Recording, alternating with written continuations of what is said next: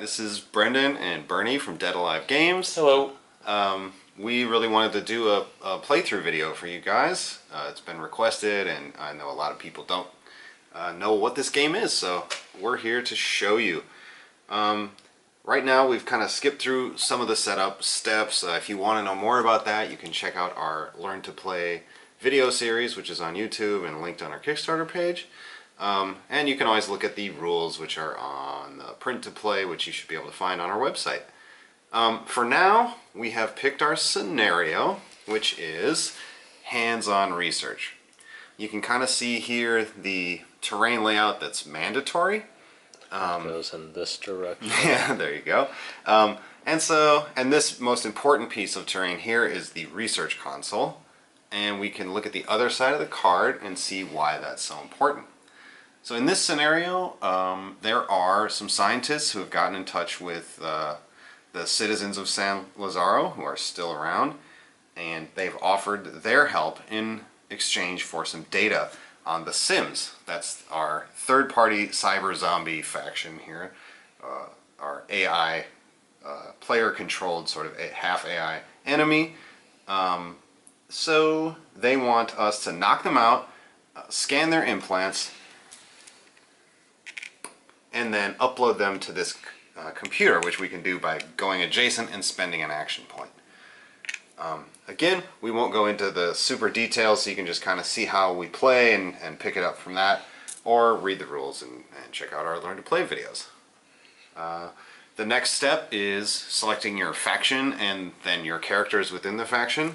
We've also gone through that step, so Bernie will be playing Survivalists, and I will be playing the Peacemakers. And I've chosen Pie, Buck, Nix, and Bolt. So these characters have different special abilities and unique characteristics that make them like good for this scenario. Likewise, Bernie has chosen some very sneaky guys and a couple of heavy hitters here as well. So you'll be able to see how they play in just a few minutes. We've deployed into our deployment zones here as defined on the scenario card, and without further ado, we're gonna roll dice and see who gets to go first. Alright, before we start, actually, a little bit about the scenario itself. As I earlier showed you the back of the scenario card, let's see if we can get the focus in a little bit. Alright, at the top you can kind of see the sim noise spawn table. That just tells you how many more sims come out due to noise generated by people. The best way you can see this as we're playing is the noise die that's going to be hanging around each of our characters as they do attacks, they run, and they make noise. Each die will generate another sims at the end of the round, so that's the easiest way to remember it. The round spawn is the extra number of sims that will still generate even if no noise was made. Sometimes if you play a survivalist versus survivalist mirror match with all the ninja type characters, you won't have any noise at all. The final round criteria: in the full game, which is 4 characters versus 4 characters, it's a variable length final round. So whenever someone reaches 3 points or more in a certain round, the next full round is the final round. So everyone gets one final round no matter when the 3-point gets hit, to try to make as many points as possible. Then the scenario interaction, objective interactions. Let's get the focus a little bit. Yeah, oh, right there. For that one, as Brendan mentioned earlier, you knock them out, you download the implants from them by just walking over or doing any type of movement like sidestep over it, and you upload the implant next to the console. You can also drop, exchange, or give the implant to someone next to you for also 1 action point. Other ways of scoring, as you can see at the bottom of this card, this is our scoring card, which is also our faction card. Scenario objective: every time you upload an implant in this scenario, you get a point. Different scenarios will have a different way of scoring scenario objectives. As with any skirmish game, anytime you knock out an opponent character, you don't have to do it. If the Sims do it for you, or for whatever condition reasons they get knocked out, you get a point. Since there is no permanent death in this game, characters can come back and get knocked out multiple times for you to gain multiple points. And then finally, you can see the Sims KO count at the top, as well as every 5 Sims you knock out, you get 1 point. So there are multiple strategies and tactics you could do to try to win. The person with the most total points win at the end. So some people can do all the scenario objectives, some people can knock people out, and some people can just focus on knocking out Sims. But if your team composition does not let you handle at least 2 or even all 3 of those things in some way, it's a lot easier for your opponent to shut you down. One last thing that we forgot during the setup is that each character gets a luck to start the game, and each character you get a forest card for each character. You can distribute them as you see fit to your different characters. And these are one-time use action cards that you can see. Each card describes a trigger, when you can use it, and an effect that they have. So here we go, we're about to start. One quick call out, as you saw the luck tokens being used and our pile of tokens at the far end. These are a big call out to orbits. You can see them on our Kickstarter page. This not zooming really well, but generally they are fiberglass upgrade tokens. Every backer gets one for our Kickstarter, and then the other ones we'll hopefully unlock soon to let people do as add-ons. They're much nicer than the cardboard ones, but we just want to thank Miles for helping us, working with us with the design and these prototypes. Alright, we rolled off, and Brendan gets to go first. That's me. So I've decided, first of all, I get an extra forage card every time you go first. So I will hide that. Let me show you guys what I got here. So I'm going to give this to someone who can use it. This guy. And I'm going to activate him first. Uh-oh. Yeah, so let's see here. He starts every turn with his active camo, which gives him +1 dex. Which makes him Dex 5 instead of 4. Exactly. That's really hard to hit. He's not too scared of anybody right now, so he's going to go ahead and just run up just to get kind of through this little channel and up into the action early. So let's see here. He has a run of 6. 1, 2, 3, 4, 5, 6. So I'm going to run him up right to here, and that's going to be 1 action point put on his card, and that's going to generate 1 noise, which I'll put right there. And that's going to be it for Nyx. Alright, as you probably saw in our Learn to Play video, the amount of noise he generates in his activation is how far the Sims can hear him. And those that hear him, I can activate. Unfortunately, no one is within 1 of him. He didn't make that much noise, so I don't get to do too much right now to mess with him using the Sims, which is too bad. On my side, right now, I think for me, I definitely want to start moving people forward. So I think one of the things I could do is with Seeker. Seeker is one of the most silent and impressive objective person, because one of her abilities, I don't know if you can see that too well, is I found it. She can actually interact with objective tokens and objectives from 1 hex further away. So for example, if this is here, and usually you have to walk over it to pick it up as part of your move action, she can pick it up by just walking next to it. As well, she can upload from 1 hex away instead of having to be right next to everything. So that is a very powerful ability, and she is very hard to hit because she is hidden most of the time. You can only do ranged attacks from 3 hexes away. With that, I'm going to start moving her forward. She walks 5 and runs 7. I think I am going to walk 1, 2, 3, 4 to here. Actually, I'll walk 5. Usually these terrain pieces are called short terrain. They cost 2 hexes for characters to move on each of them. So it should have been like 1, 2, 3, 4 like that. But both Seeker and Lucky, who you'll see later, has stealthy parkour. So they're both quiet and they can ignore these difficult terrain. These walls, however, you don't have line of sight over it and you can't walk over it. So even their parkour skills can't get over the walls. So I'm going to stand on here. One of the reasons there is because if you are on a piece of terrain, you get cover from all sides for ranged attacks. So just in case all those shooty peacemakers over there get close enough to shoot her, at least I get some cover, which reduces the number of dice he gets to roll. Alright, I end up here. So, Seeker, walk is free, generates no noise even if she wanted to, she's quiet. I'm going to spend 1 action point on her to make an attack. Every attack is an action point. I look at her attack value, which is 4, and I roll 4 dice.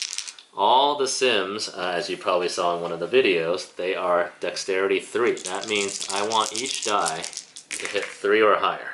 That is not the best roll. So 6, 4, 1, 1. The ones obviously miss. Another cool thing about Seeker is her ability to concuss. It says, when making a ranged attack, I'm doing a ranged attack, because this is part of her sling. She's throwing these concuss sling ammo. If a 6 is spent on anything, it doesn't have to be damage, it could be on any ability, I can automatically stun the target. So in this case, I'm going to spend a 6, let's see, I'm going to spend a 6 to sidestep myself. 1.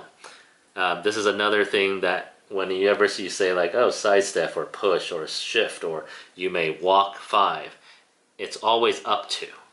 I could say I sidestep, but I'm not actually going to sidestep because I just kind of like where I am right now. I'm going to hang out there.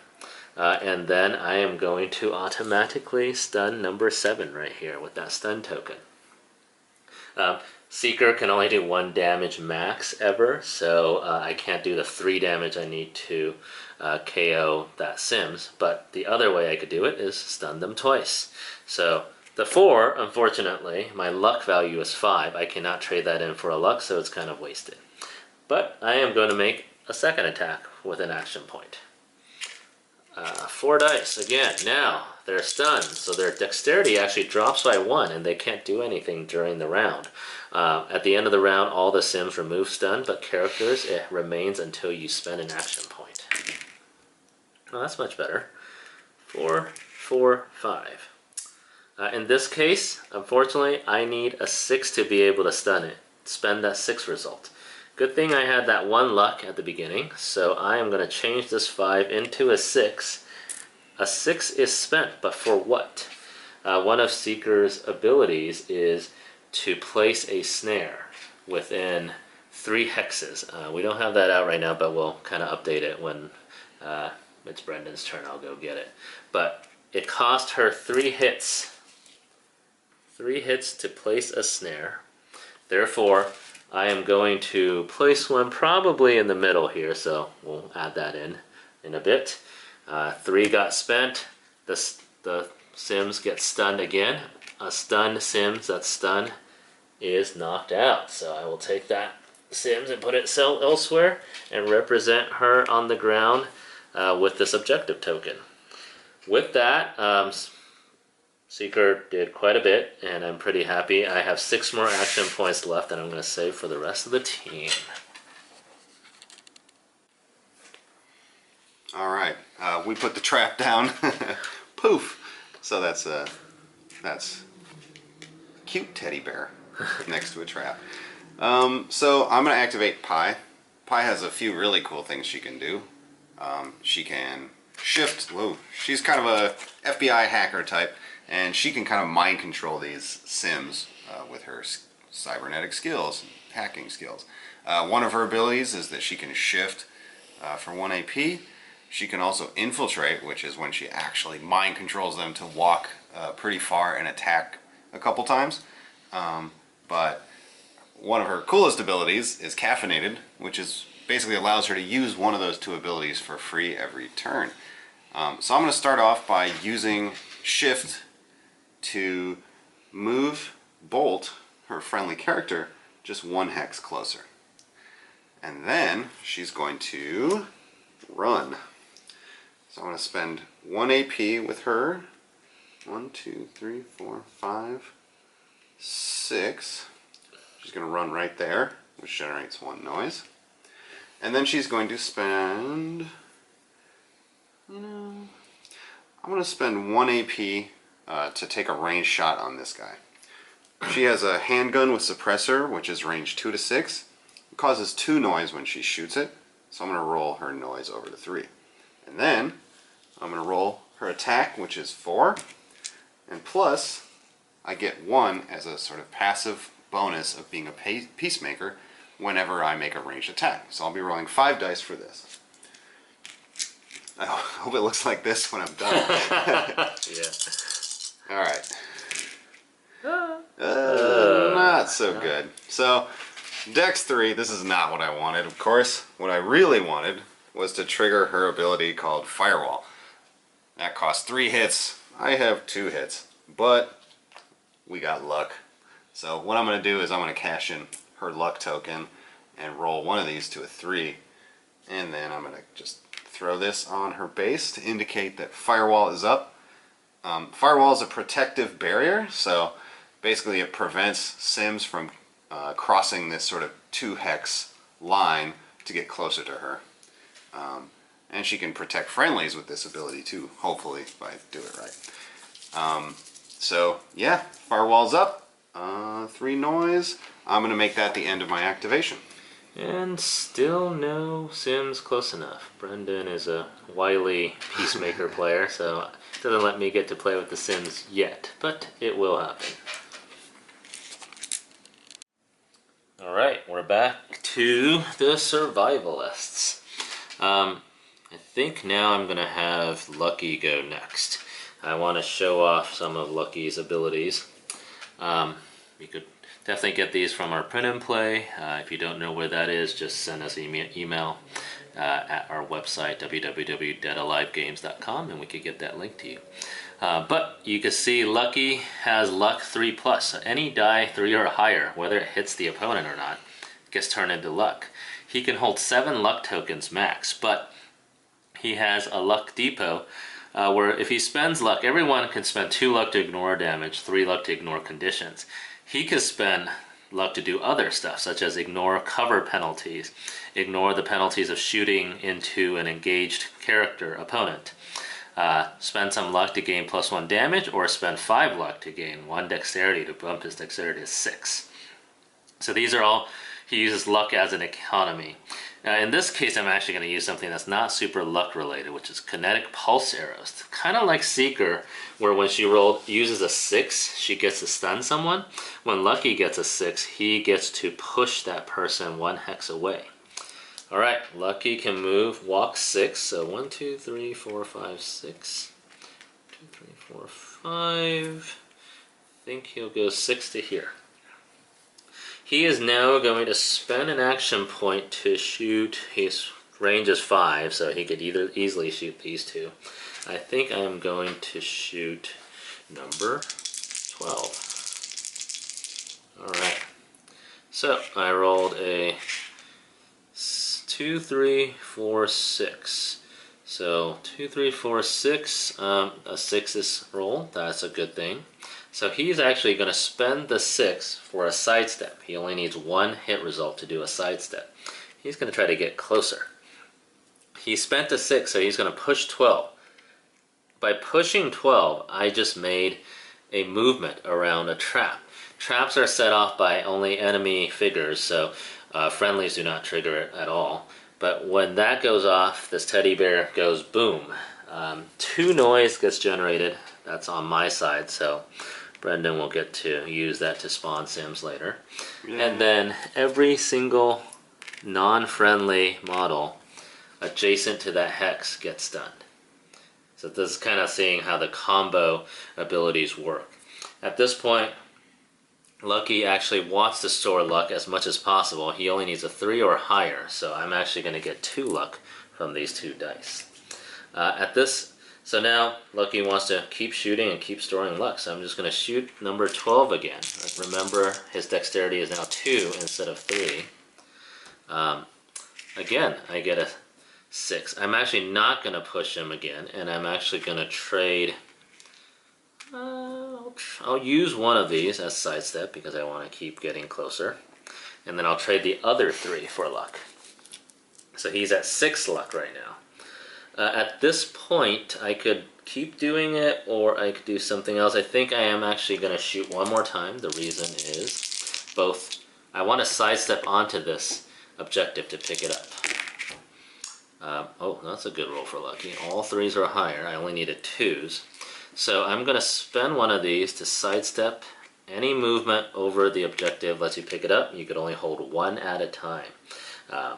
So downloaded that implant from the previous Sims that's laying there, and I could only spend 1 more actually to get luck because I am at 7 now. So 2 left. At this point, what can I do with 2?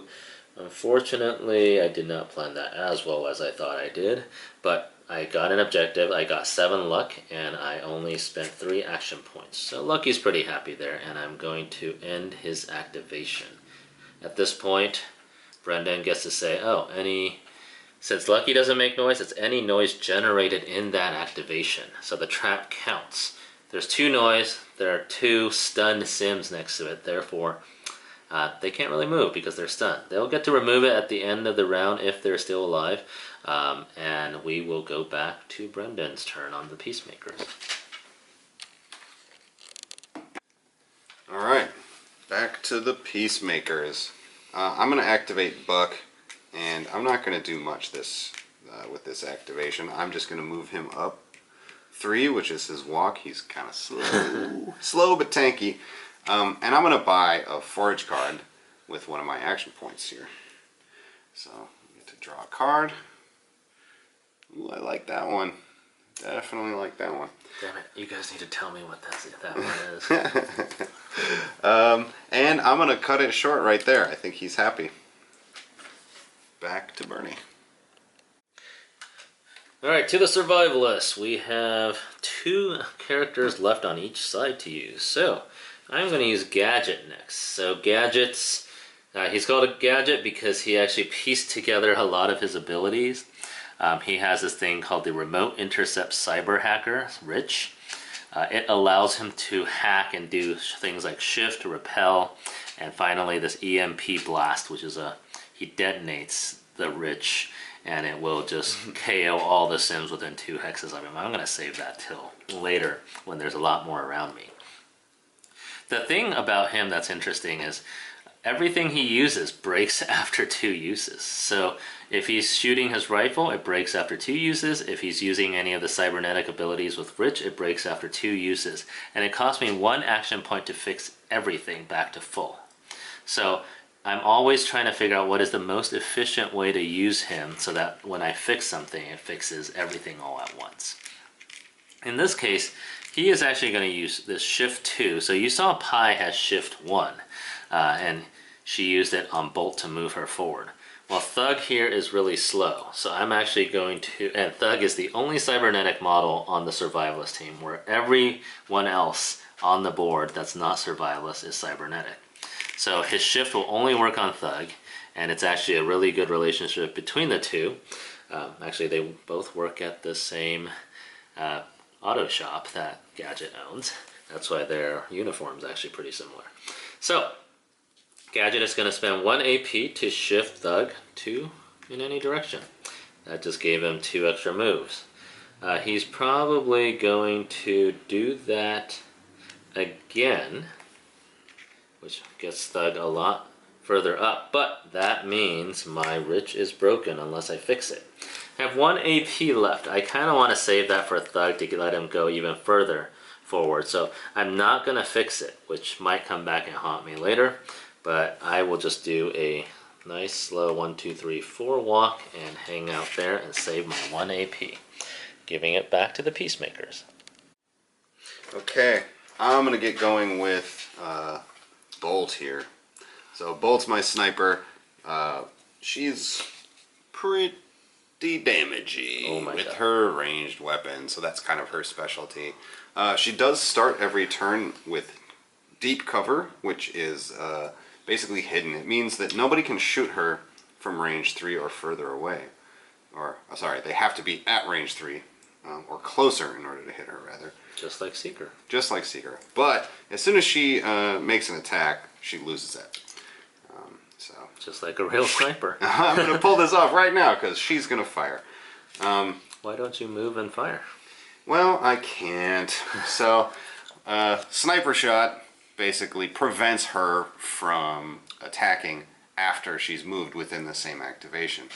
There is one way around this, which is her special ability called Overwatch. This allows her to make a move, and then she puts on Overwatch, and she may shoot then, out of activation, any model that moves within her line of sight and range. She gets one opportunity, so it's the very first opportunity that presents itself.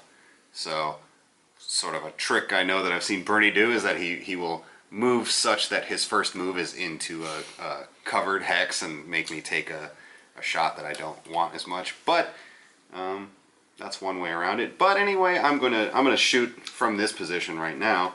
Her range is 10. Jeez. 1, 2, 3, 4, 5, 6, 7, 8, 9, 10. So I can pretty much hit halfway up the board right now.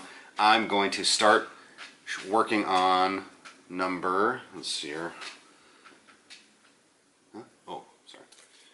I'm going to start working on number 2. The reason is I kind of want to keep, I want this one to be closer, and I want it to move closer to me because I want Sims here so that I can kind of start collecting objective tokens around here, and I want to drag these guys kind of away from him because he's so fast and sneaky that he can come over here and start stealing what I think of as my points. So here we go. She's going to fire at number 2.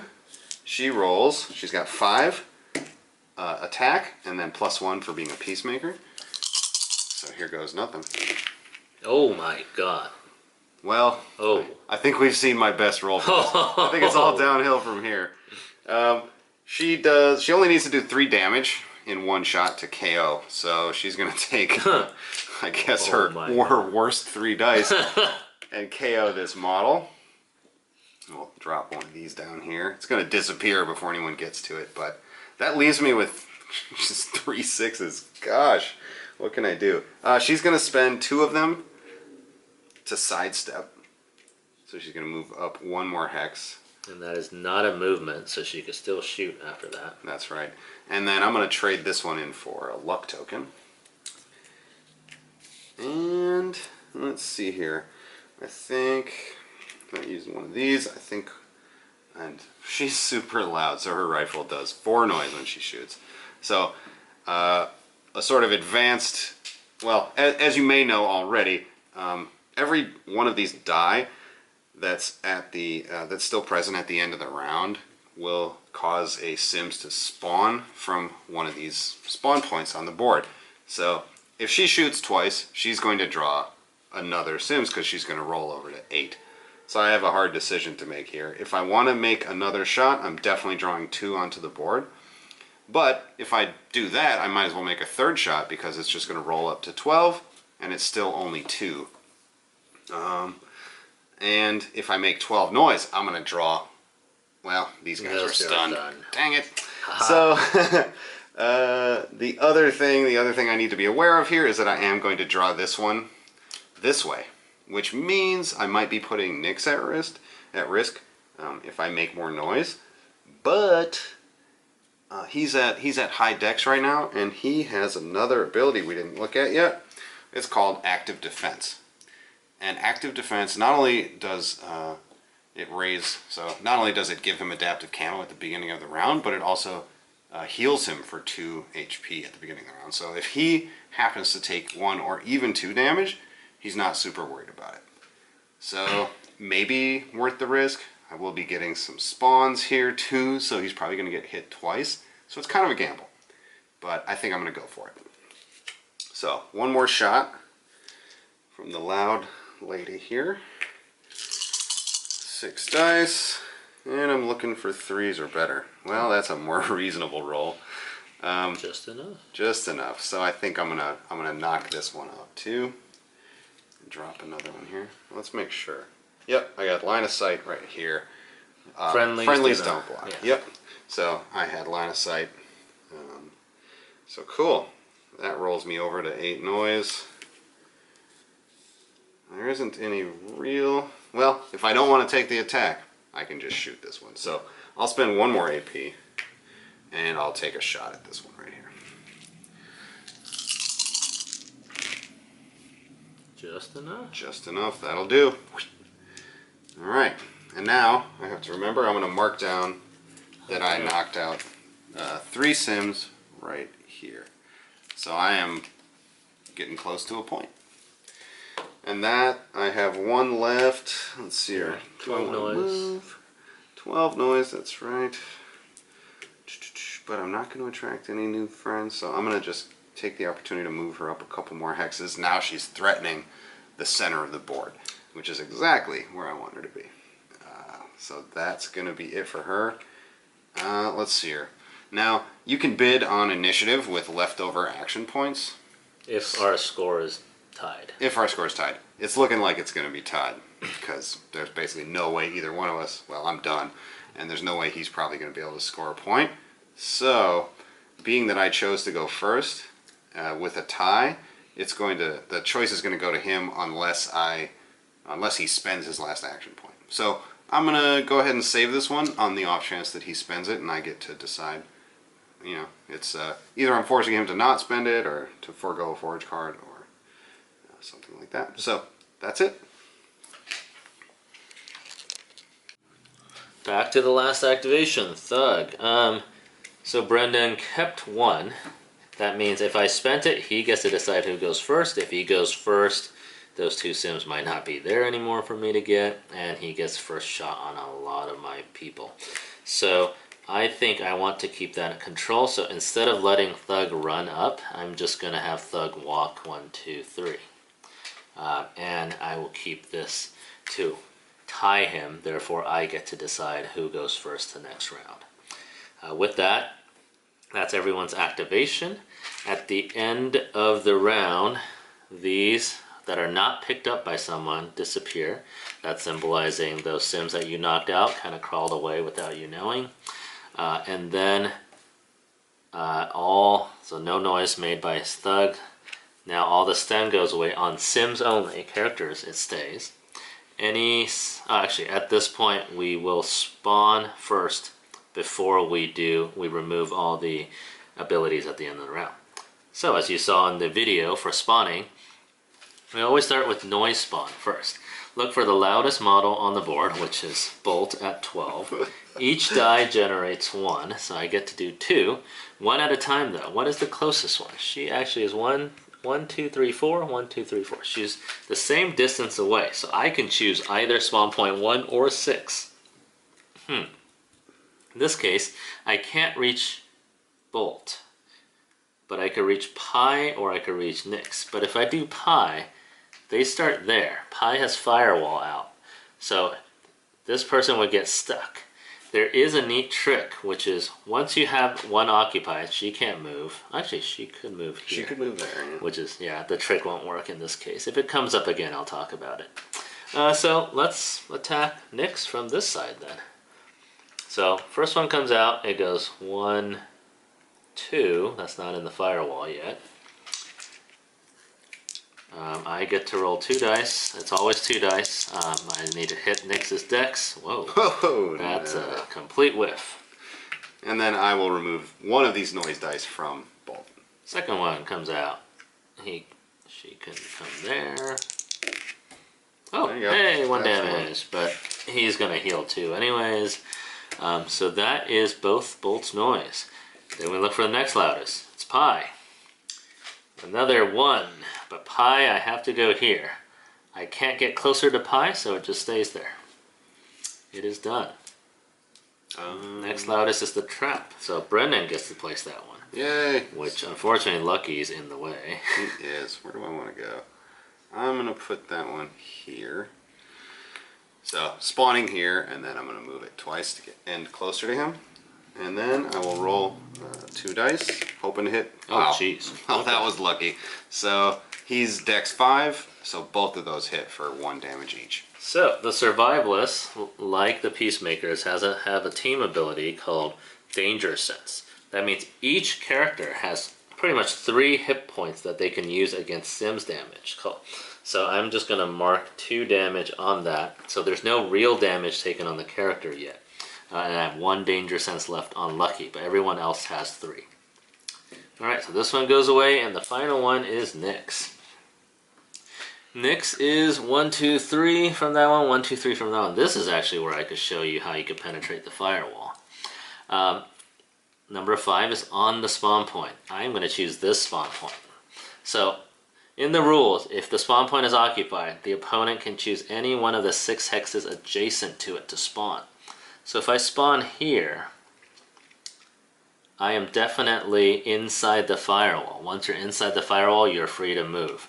If she somehow moves out, then she can't come back in. I need to end up at least 1 closer to Nyx. I am at 3 away from Nyx. If I go here, this is 2 away from Nyx, so I satisfy that condition, but I could be next to Pi now. And I want to attack Pi, because Nyx is really hard to hit and he regenerates things anyways. Well, still whiff. Pi is Dex 4. And we remove Nyx's noise. Yep. And now we're going to clear any... Oh, not yet. Oh, sorry. 2 more each. Oh, that's right. This is the round spawn we talked about at the very beginning. Brendan went first, so he gets to pick any one of my 4 characters he wants. So this is kind of to mitigate those super quiet characters who don't make any noise. He could choose, same rules. Closest spawn point, spawn them, they move, they attack. Yep. And one of the hardest characters for me to deal with, personally, is Seeker. So because she's hidden and I'm a range focused team, it's really hard for me to get to her, and she's really, really good. So I like to knock her out as much as I can. So I'm going to try to like kind of whittle down some of her HP. So I'll spawn from number 4 here, and I'm just going to move closer to that spot. And roll 2. Oh, wow. Wow, we're both. The Sims are whiffing. Yes. It's not us, it's the Sims. I'm going to just play on this jumping into firewall thing and keep going against Pi. So pop another one there. Ow. And Pi is now surrounded. Let's see if I can roll better this time. 1 damage finally went through. Alright, mark that down. Back to Brendan. And Seeker. Ah. Let's see if I can roll something better than... Oh. Wow, Snake Eyes and then Boxcars. Alright, 2 out of Seeker's 3 Danger Sense is gone. And I will keep attacking Pi. Oh, what'd she do to you? Oh, Ow. 2 damage this time. Ow. Okay. Yeah, and then that concludes the spawn phase. Now we go to round 2. All the abilities that were there, like Firewall, or if there's some other ongoing ability, goes away. Obviously, we will start round 2 next. I'm leaving this one because Nyx starts with active defense, so it triggers adaptive camo right away. So that's why I didn't remove that one. Alright, now we're at the beginning of round 2. Bolt goes back into deep cover. And since again earlier we're tied in points, we're tied in unspent action point, I will get to choose who goes first. I actually will choose to go... Oh, in this case, forgot. The special action point actually goes to the person who goes second. The first player still gets an action card or forage card, but the thing is there's no immediate danger for me right now. Therefore, I might consider going second. Alright, I'll go second and I'll get this 9th AP to use. The 8 before that refreshes, and Brendan gets another forage card. Let's see here. Let's see. I think I'll give this one to him. Okay. Well, I'll show you what it is real quick. Yeah, we'll see what I can do with that. Okay. Go ahead. Yeah, what am I gonna do here? I would like to clear out some of these Sims which are totally surrounding me right now. One method I have to do that is Buck's awesome shotgun ability, so he gets to use those templates, which he can also kind of mirror on the long axis. So he can affect a lot of these models and knock a lot of them out. But if he's over here and makes a ton of noise, he's just going to draw more in. So I have to be judicious about my use of that ability right now. So what I might do instead is kind of try to clear a couple of these out with Nyx, because he's kind of savage. Yeah, so I think I'll start by activating Nyx, and he's going to make an attack right away, which will remove his adaptive camo. You can kind of think of that like Predator Predator camo in a way. It sort of just fades in and out, so as he's attacking, he's visible, and he can trigger it off of an attack later. So here I go. 1 AP. He is a melee-focused player on a ranged team, which is interesting, but he rolls a lot of dice. So here I go with 6 attack. 2 misses. He has pretty linear damage, meaning up until 4. He needs 4 to do 4 damage, and then there's a jump, and he takes 6 to do 5. So I only need 3, which means I need these 3 to do that. Which means I can just remove one of these from the board, throw that down, and I'll mark down another KO'd Sims on my card here.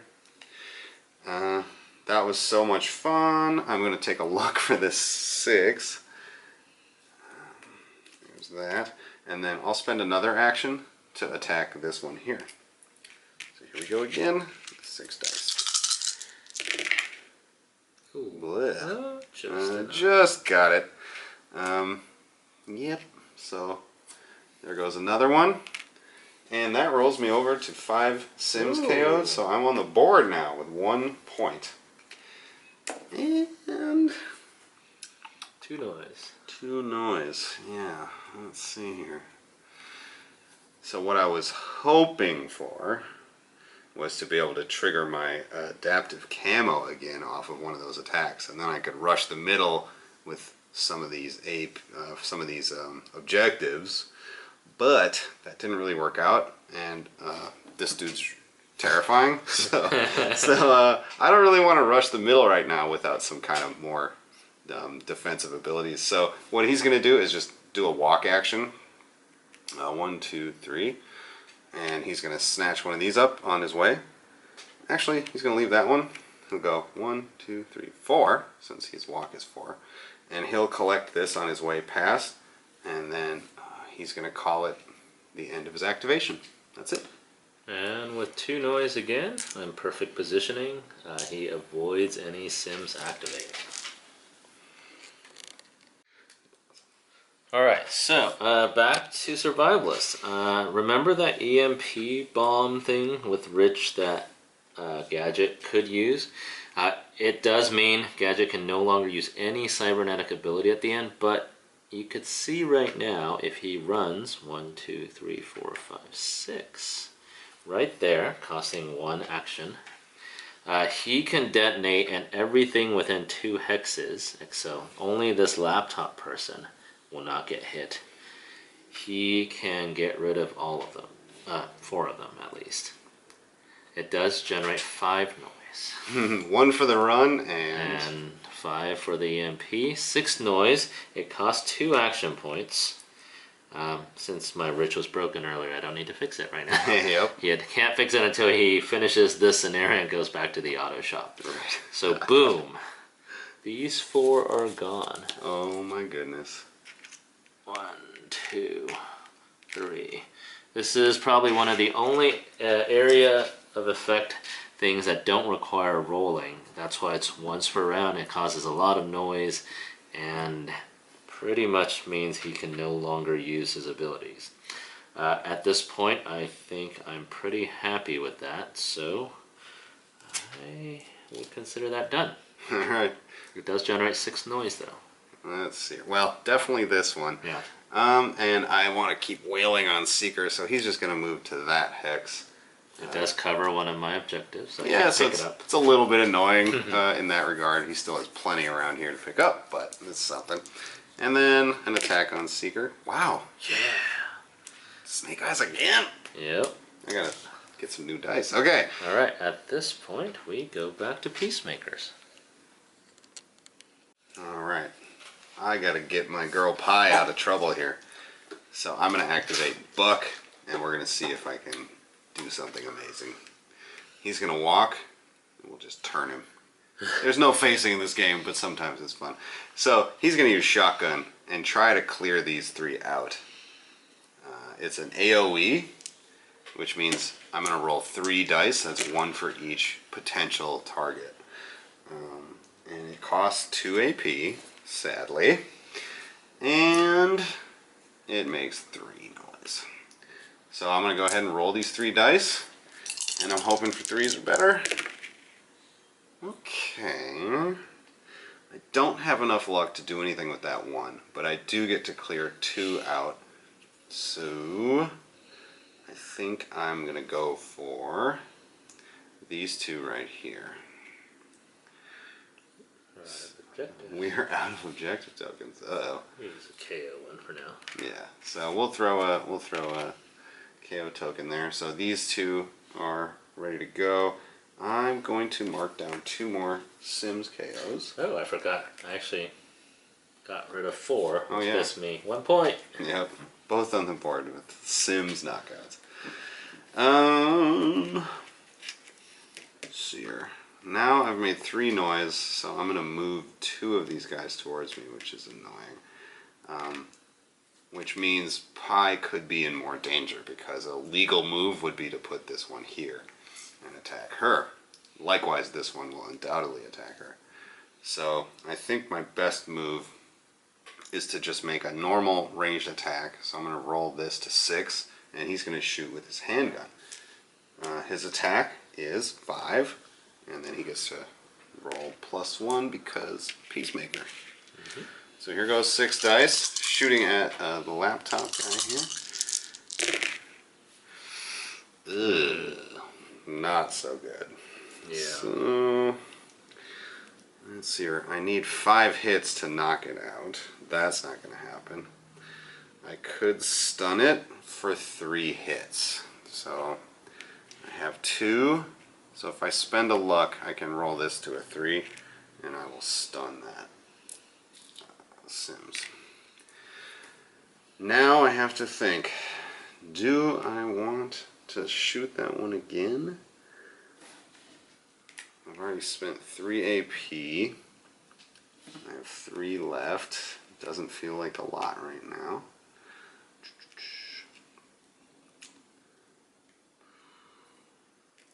But I'd love to get that thing cleared off that. So I'm going to take 1 more shot.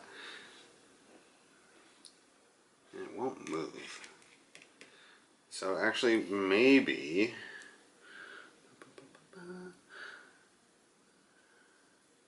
Yeah, I'm going to do it. Here we go.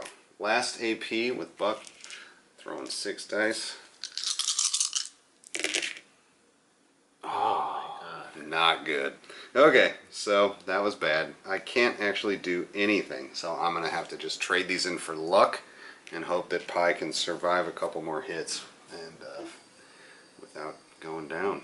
Ooh, okay. And then 3 more noise. 3 more noise. Oh no, that was definitely not worth it. 9. 1, 2, 3, 4, 5, 6, 7, 8, 9. Okay, no one on this side, so it's only this guy, which isn't too bad. I think I'll step on that one. I moved 1 closer. I don't need to move both movements. And I'll attack Pi for cocked dice. Ooh, 2 more. 2 more. Ow, she's getting low. 3 left on her. Alright. Alright, back to Survivalists. Lucky is going to risk going in by walking 1, 2, 3, actually 1, 2, 3 picking this up on the way. Oh, wait, he has one already. My bad. So he needs to move in just normally. 1, 2. And he can't pick any up. He will upload the one that he had with 1 AP for a scenario objective point. I'm at 2 total points. Now you could kind of get to see what Lucky can do. Any very agile characters. Spend 1 more AP.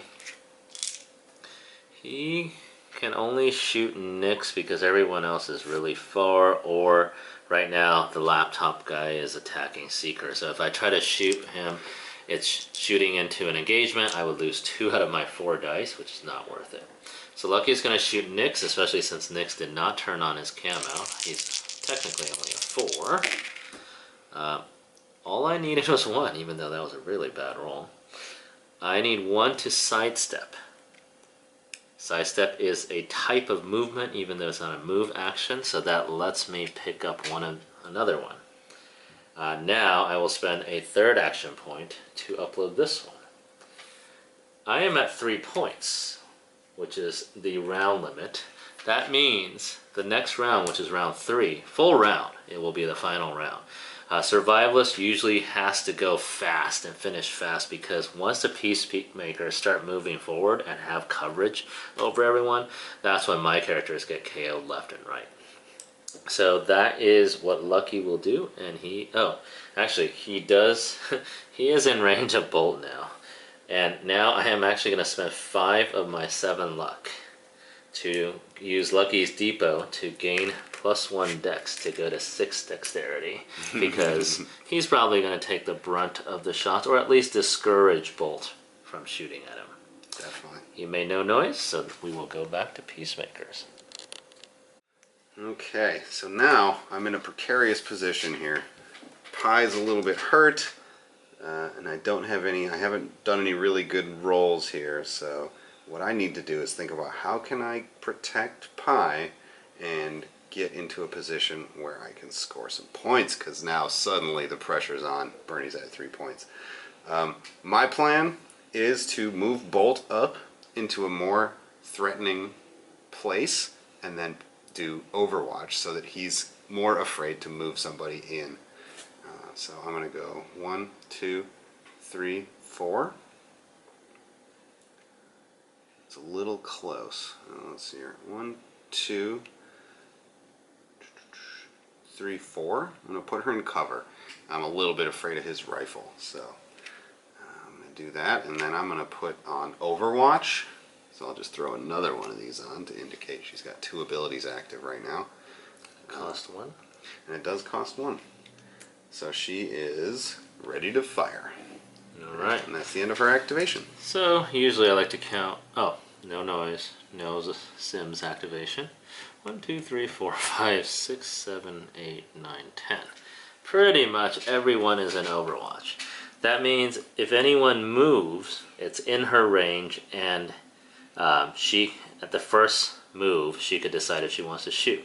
Of course, enemy models block line of sight, so Seeker technically can move like here if you kind of draw a line.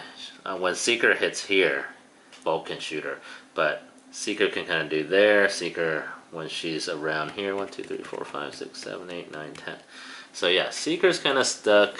Yeah, she's hidden. She's hidden. She's fine. Thug might be in trouble. So I think I will activate Seeker since she's fine for now. So Seeker will start by attacking. Oh, I only have 2 left. Oh, you have the big one. No, I do have the big one, yes. So Seeker will attack number 10 to see if she can get out of his punching range. Oh, yeah, I forgot this one dissolves. Oh yeah, that's right. Oh, that is actually exactly what I needed. Seeker is one of the few people who can sidestep 2 if she gets 4 out of 4 hits, so I got lucky there. So she's actually going to sidestep 2 off and away from adjacency of this one, so she could just now leave. with her I Found It ability, because she moved next to this instead of on top of it, I get to grab that. And then she will continue to go 1, 2, 3. Even though I'm in her range, I'm hidden, so she has to be within 3 to shoot me. I will spend 1. Actually, I don't even need to be that close. I'm going to stand on here. Spend 1 to turn in another point to 4 points. She does not generate any noise, and she is done. Alright. Alright, things aren't looking that great for Peacemakers, but I gotta make the best of it. I'm gonna use Pi's caffeinated ability to trigger Infiltrate, which allows me to move a Sims model up to 4 hexes and then attack twice. There's nobody really good, like no good targets for that right now, but at least I can get this one out of my way. 1, 2, 3, 4. So I'm gonna run it over there. I'm gonna make a walk. 1, 2, 3, 4, so I can grab this on the way. And let's see here. I do have an action point. So what I'm gonna do is I'm gonna spend my AP to do a shift on Buck to move him there. And what that's gonna do is it's gonna protect these guys from spawns that he's going to generate with all this noise. So hopefully Bolt will survive the round without taking any hits. And because she has Overwatch on, if anyone wants to get in range and try to take advantage of her weakened state right now, she'll get at least a free shot on them. So I feel alright about that, and that's going to be the end of her activation. Alright, no noise. We go, and Thug is the only one left. I have 1 AP left. It doesn't matter how many AP I keep, because I'm at 4 points right now, so Brendan will get to decide if he goes first or second.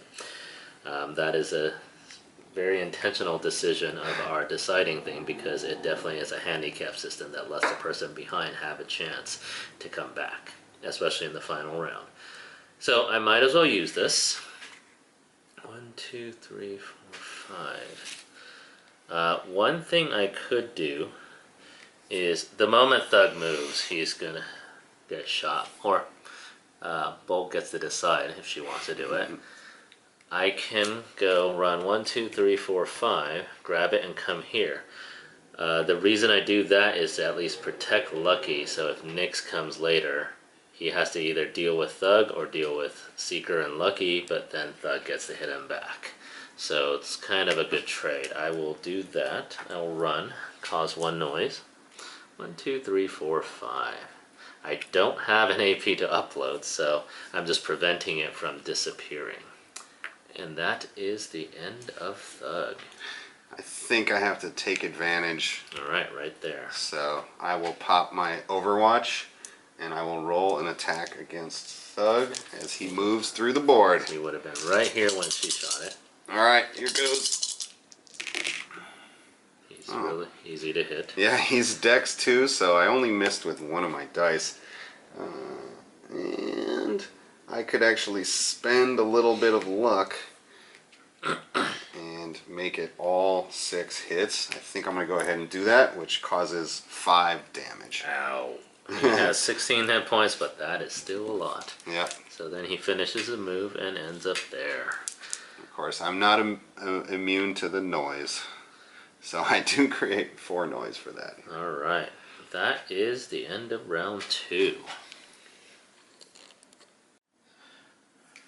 Alright, it's to the spawning phase.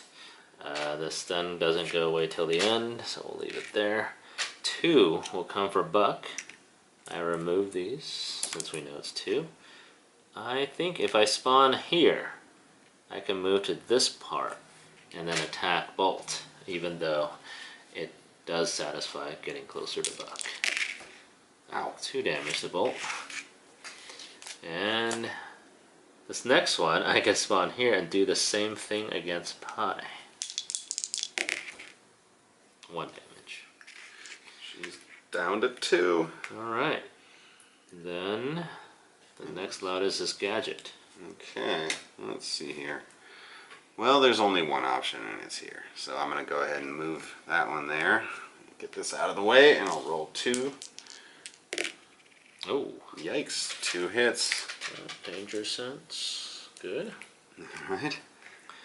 Next Lotus is Bolt. Bolt is closest to where Buck is.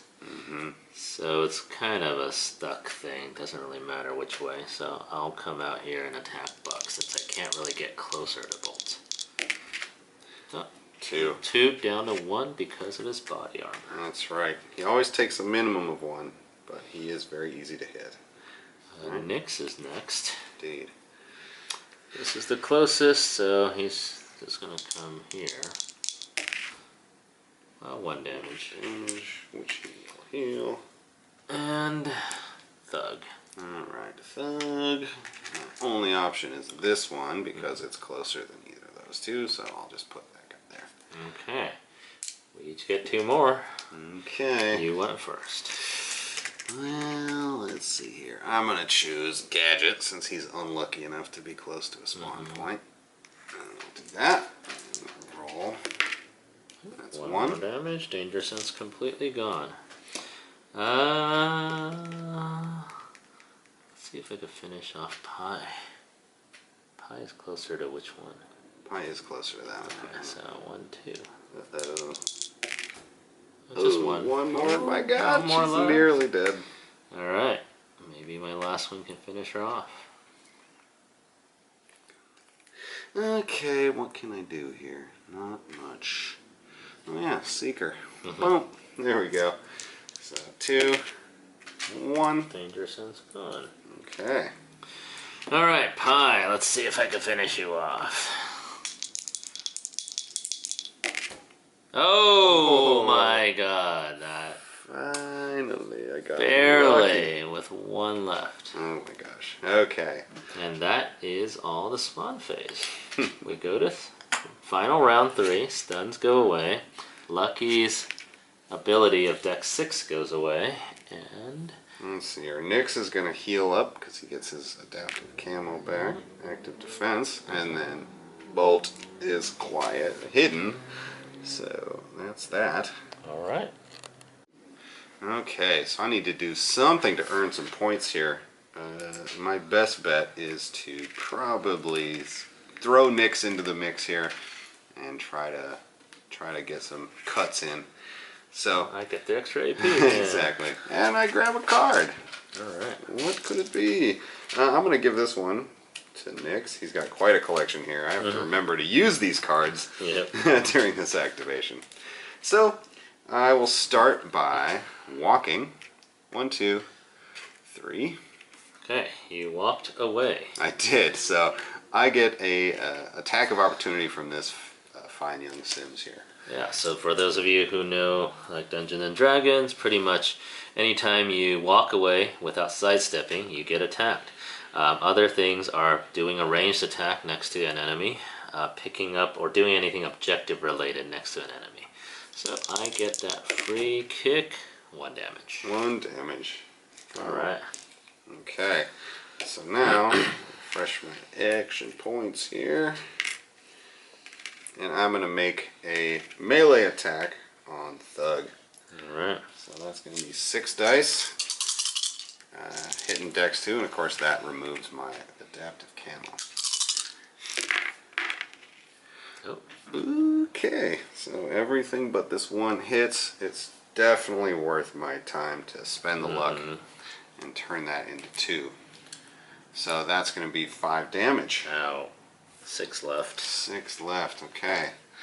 Well, I'm going to spend one of my cards on this next attack in the hopes that I can knock him down in 1 shot. And that is the Tire Iron. No. This one does +1 damage on a melee attack.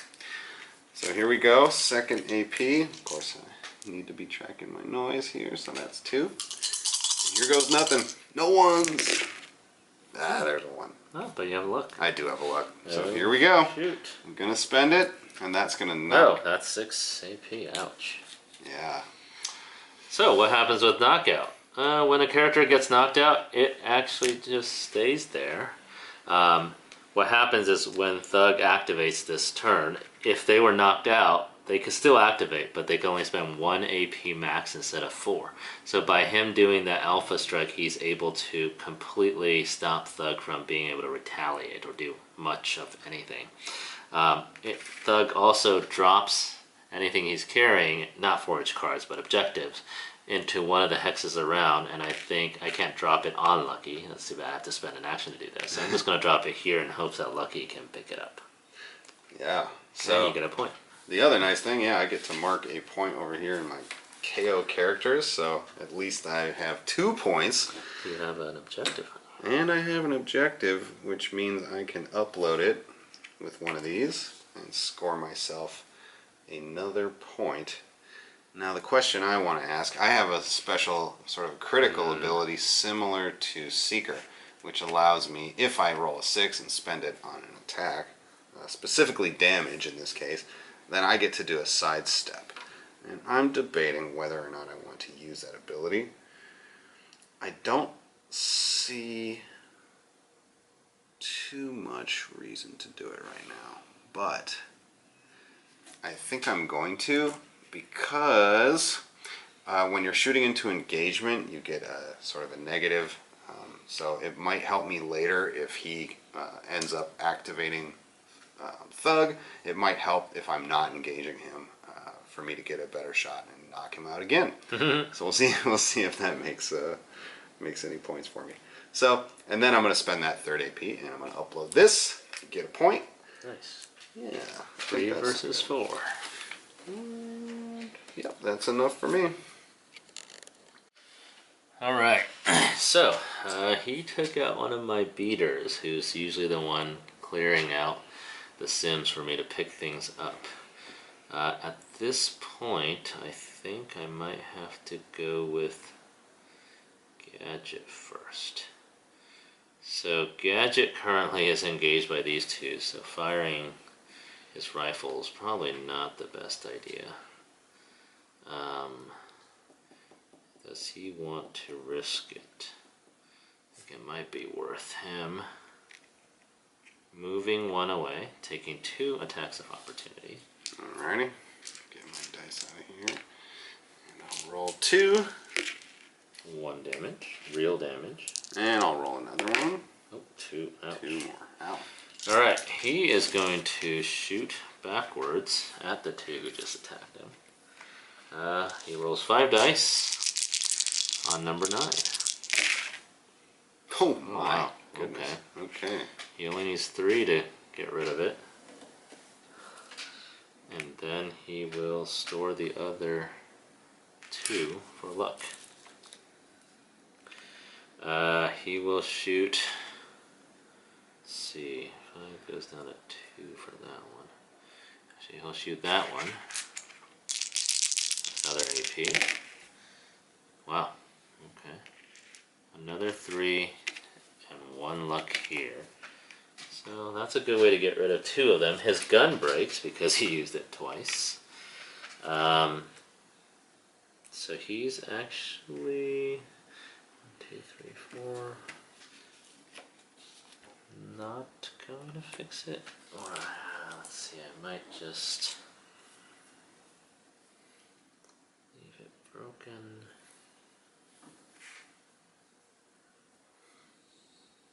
Oh, actually, one thing I will be doing is the extraordinary tactics of the team. It's called Everyone for Themselves. One thing I could do is they're the only team that can pretty much almost like move a second time. They can sidestep up to their walk speed.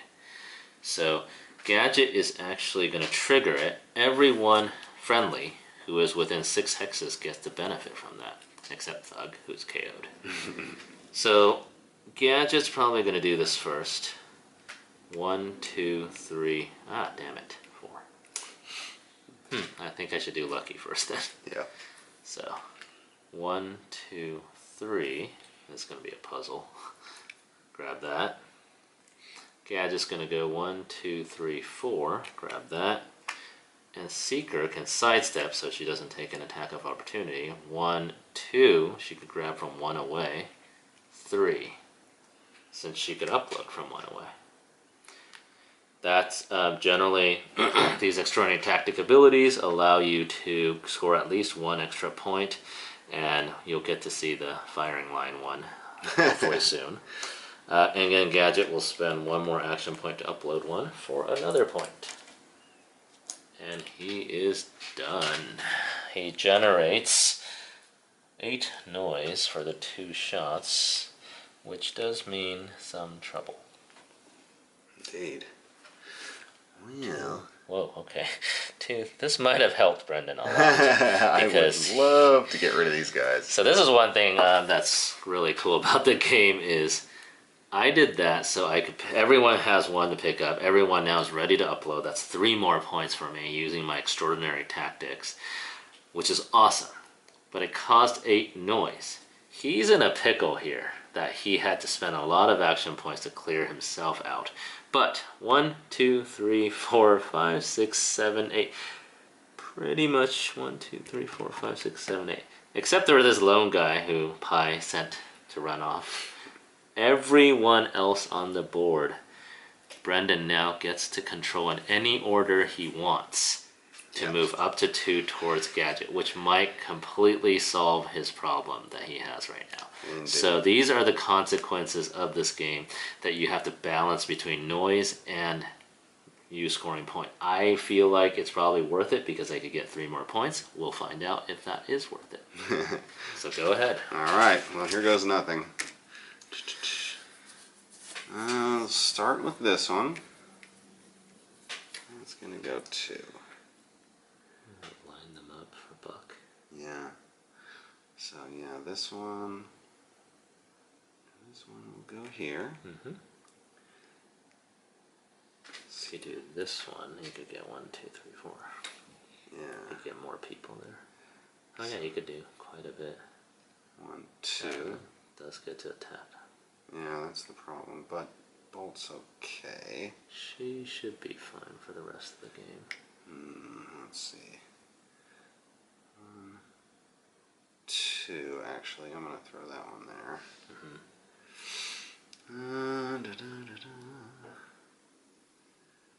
So I need to get that one away. So the question I have is this guy. So 1, 2, 3, 4, 5, 6, 7. It's here. 1, 2, 3, 4, 5, 6. So I can actually move this one around to here. It's going to attack Buck. You have to hit yourself. But I don't care. Yeah, Buck does not care. He's gonna live. He's tanky. He takes a damage, but he's fine. So now, 1, 2. I'll move that one there. 1, 2. That one will go there. This one can go here. And then I have to move this last one, even though I don't really need to. I'm just gonna move it to there. Okay. And 2 more. Oh yeah, 2 more. So definitely want to hit Seeker if I can. So I'll do that. Roll 2. No, Seeker's lucky. And this one. And this one. So Seeker's probably gonna live. But... Oh. 2 damage. Okay. Very cool. And that is what happened with the 8 noise. Crazy. Okay, it's time for me to cause a little mayhem. Uh-oh. We'll turn Buck around so he's looking at his enemies. He's going to move. 1, 2. And this is going to allow him to use his this template here. Ding, ding, ding, and hit these kind of 6 hexes. So unfortunately there's only 5 potential targets under it, but I'll get to roll 4 dice. Oh yeah, 5, not 4. So here we go. Looking for 3s or better. Oh. And all of them, some luck. But this one. So yeah, I have 2 luck, so I'll definitely spend 1 right now. Roll that to a 3, just to clear this troublesome area. My. Boom, boom, boom. Now that also rolls me over, so I get 3, which gets me to 5, so I get a point for that, and then I have 1 left over. So I'll keep tracking it just in case I might get another shot or 2. And so now it's time for firing line. So first I'll track his noise for that shot, but firing line allows me to basically take an out of activation shot with every model, every one of my friendly models within 5. So I see Bolt, I see Pi, I see Nyx, and of course he is also friendly to himself. Oh my god. So here we go. My first shot is going to be from Buck, and I'm going to shoot at Lucky. Lucky's the only one I have in my line of sight. And don't forget, you get +1 damage. That's right, +1 damage on all shots from firing. Oh my god. So before I really get to celebrate this moment, I do get an attack of opportunity from this guy. Yes. So here we go. Hey, 1 damage. 1 damage. 2 down to 1. He doesn't care. So here we go with 6 dice on Lucky. I do need 5s or better, so here goes nothing. That is not awesome. You do have luck. I do have luck, so I'm definitely going to spend this luck to turn this into 2 hits. And then that is 2 damage, and I get +1, so that'll be 3 damage on Lucky. That's half of Lucky's health. That does roll him up to 6 noise. Now, let's see here. Who gets to go next? I think I'll shoot with Pi, just to kind of get that shot out of the way. Unfortunately, 1, 2, 3, 4, 5, 6. She doesn't actually get a shot on any of his characters. But I do get to kind of clear this one out of the way before it gets to make any attacks on my characters at the end of this activation, because it's a loud one. So I'll give her 2 noise. All I need is 2 hits, really. And I'm going to probably get more than that. So I need 2 damage +1 is going to be 3. So that'll knock that out. Throw that there. You get a luck. And I get a luck. Yeah. So let's see here. Anything else I might want to do? Nope. So I'll take 1 luck for that. And she needs all the luck she can get. And let's see. So now I have a decision to make. I have to decide. I definitely want to knock out Lucky if I can, because I've got him at half HP basically. I also would love to be able to knock Gadget out of the game. Now, he's Gadget's at 7, but Seeker's at 5. Yeah. And Nyx can see her if Lucky is taken out. That's true. And Nyx does not lose the penalty, because we'll see later that his special is a melee, ranged melee. Exactly. So probably my best option here is to fire with Bolt. She has just a massive capacity for damage. She rolls a lot of dice, so I think she has a pretty good chance of knocking Lucky out. Yes. So with that, I'm going to take my 6 dice. I give her 4 noise. And here goes nothing. Oh. That was a pretty great roll. That's exactly what I needed. So you do need to do 4 damage, because Lucky does have 2 luck that he can absorb. Gotcha. But you did get enough. Just barely. Just barely. Yep. 3 + 1 is 4. So because if he chose 3, Lucky could have been like, oh, reduce 1, survive. So he had to choose 4. So there's no point in me using the luck. I'll just let Lucky get knocked out. True. And keep that luck for later. All right. So Another. Give me another point. I'm at 5 now. Nyx. And Nyx now doesn't have to worry about line of sight, and he can see Seeker. These 2 are not there technically, but no one can walk over them. Yep.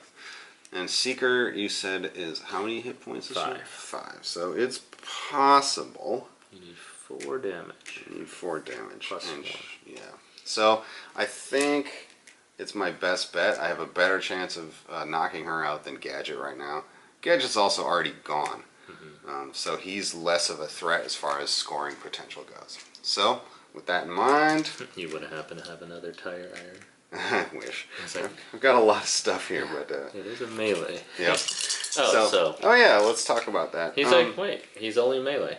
Yeah, so he is only melee. He has no range damage track, but his ability called Throwing Knives says, during a friendly faction's extraordinary tactic, that's what Firing Line is, he may make a range 3 melee attack. So he kind of skirts around that. So range 1 to 3, he can attack. And Seeker is the obvious target here. So here goes nothing. 6 dice. Oh! Wow. Whoa! That is what you need. Really, really good. Yep. So I can do 4 damage with 4. And +1 for... 5. Yeah. Damn. So 5 damage Okay. And that should knock her out. Oh, I just lost 3 characters this round. Ouch. Alright. It gets me another point. And also, that attack doesn't make any noise. So Melee, right? Say again? Is it a melee? It is melee, but this no attack noise. generates no noise. So just a quiet throw of the knife. Non-lethal. Non-lethal. Yeah, so that was pretty good. Now it's still Buck's activation. So I have to decide, let's see. He's already spent, let's see here, he spent 2. So I'm going to look at these cards. So he's got 6 noise. I'm going to, let's see here, 1, 2, 3, 4, 5, 6. So Gadget is the last living survivalist. I don't think I can knock him out with Buck. So I'm probably going to stop where I am. I am going to play this card called Cone of Silence, just so I don't start moving this one back into my range. So Cone of Silence will reduce his noise by 4. Nice. So, just this lovely guy. Mm-hmm. I'll do a little punch of, again, 1 damage. Alright. Back to me. So, the one funny thing about this is because Thug, Lucky, and Seeker all got knocked out before they activate, I could only spend 3 more action points. So even though I got extra action points, I wasted it. That's one good tactic to deny your opponents, especially if you're a killy team, to just force them. Now, and anyone I bring back, I pretty much am just going to upload an objective, and probably that's it. So the safest person to bring back, obviously, would be Seeker, simply because no one else can shoot her right now. Nyx just happens to be close enough. So I will bring her back, remove the KO token. She heals to 5 hit points, which is where this EKG white bubble is. That's the recovery level. At 5 hit points, I could stay there and upload, but that takes 2 attacks. I might as well walk away and then do the... So I'm just going to take 2 attacks of opportunity. Okay, so I'm going to roll 2 dice twice. So I'm going to do 1 just right here, yeah. Okay. Actually, it'll be the same, 2. Yeah. So, nothing? Okay, and nothing. Nothing. Oh, safe. Good. Whoa. She's going to spend that only active AP she could use to upload the token she grabbed and just score 1 more point. And she can't do anything else. She is done. Back to Peacemakers. Okay. So I'm going to activate...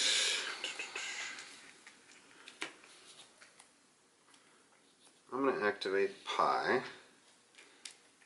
She's going to spend 1 AP to heal herself. And how does healing work? Healing works basically you just go up to your the recovery level on your card, and it's just 1 action point. You can never heal past that with a regular action. One exception to that, actually, that's on the table right now is Nyx. Yep. He heals no matter what. He's going to heal 2 at the beginning of any turn, but most players can't do that. So anyway, Pi spends 1 AP on that. Then she's going to make a run action. So that's 1, 2, 3, 4, 5. So that's going to generate 1 noise, and she's going to... Oh, she doesn't pick this up. She's already got 1. Yeah. So that's going to be... Oh, she already had 2. That's going to be 1 additional noise for her, and then she's going to spend the very last AP for Peacemakers for the game, and upload this for 1 more point. Alright. 3 noise. Does attract these 2. So I'm going to go 1, 2. Sims kind of ignore terrain, and they don't get the benefit of their cover. No damage. And this one. 1. I'm going to spend Pot pot lid. lid All and right. avoid that one damage. Okay. She's tired of getting punched. Alright. And that is you. Alright, so at this point I think it's safe to bring Lucky back. Okay. Lucky heals to 5 hit points, and he will spend that 1 AP that only he can only use and get 1 more point to 7. He, however, is just gonna chill there, because the more I can occupy these areas, the less anyone can get in to upload. Alright, that is it for Lucky. So my only character left is Bolt. There's no reason for her to make any kind of noise or anything like that. So she's first going to just play Cone of Silence, which removes 4 noise, as you saw earlier. So I'm just going to remove that, and she's just going to get the heck out of that. Yeah. Sometimes it is a good idea to just get out, especially when the swarms come in. This one, we actually we're really careful with our noise, otherwise we would have been swarmed. Alright, and the last one is Thug. He comes back. Of course, he only has 1 AP to use. There really isn't much he can do, because if he was close to here, he could go and grab it and upload, but he's completely blocked. So just for fun, he is going to swing his bat at Pi. And that just does... so here's an interesting thing he could do. He does +1 damage against stunned characters. I could do it in any order I want. So I'm going to spend 2 to stun Pi first. Ow. And then 2 to do 2 damage +1 to 3. But Pi has 5 hit points. This is just kind of showing how you can do multiple things with each attack, as well as choose the order that's most beneficial to you. So with that, that is the end, I believe. He doesn't, well, he makes some noise, but he's not going to die, so we're not going to have the Sims attack him. And ultimately, let's tally up the score. Yep. Looks like I got 2 scenario objectives, 3 knocked out characters, and I knocked out 10 total Sims. Dang. So I'm at 7 points. So, Survivalists, as you can see, I am all about scenario objective, and I did not KO anyone because he pretty much took care of Thug each time before I could do anything. So I had 6 + 1 at 7. So it's a tie. And based on our tiebreaker, scenario objective, then KO, then Sims, Survivalists win based on the first tiebreaker. Yeah, so very good game. Yeah, good game. That was fun. All right, awesome. And we hope you really enjoyed this video and it gave you some insight into the game and how all the mechanics work.